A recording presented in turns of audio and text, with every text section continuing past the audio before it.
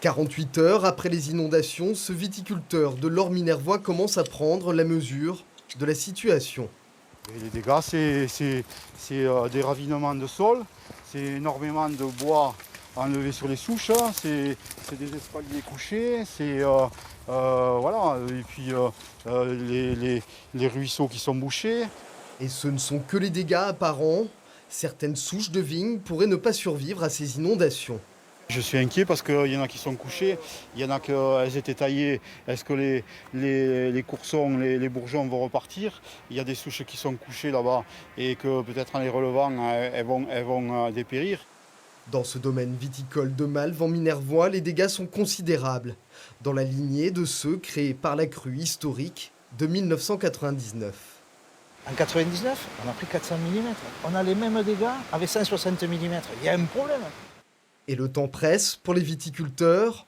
Il leur faut remettre en état leurs parcelles avant le printemps. Il faut impérativement que l'on fasse ces travaux. Dans 2 mois, la vigne va pousser, la vigne va vouloir débourrer.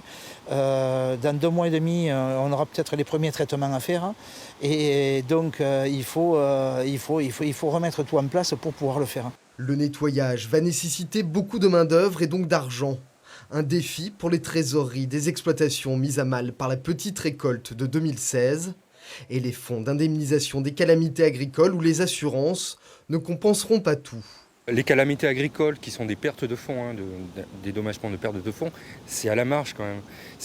Il faut garantir déjà d'une perte de chiffre d'affaires et de production. Là, ce n'est pas de la production, c'est des pertes de fonds puisque la vigne n'est pas en production. Et ensuite, c'est pas plus de 30%, quoi. Les viticulteurs ne sont pas les seuls concernés. Dans la basse plaine de l'Aude, de nombreuses exploitations céréalières ou maraîchères ont subi la crue. Il faudra plusieurs semaines pour chiffrer ces dégâts agricoles.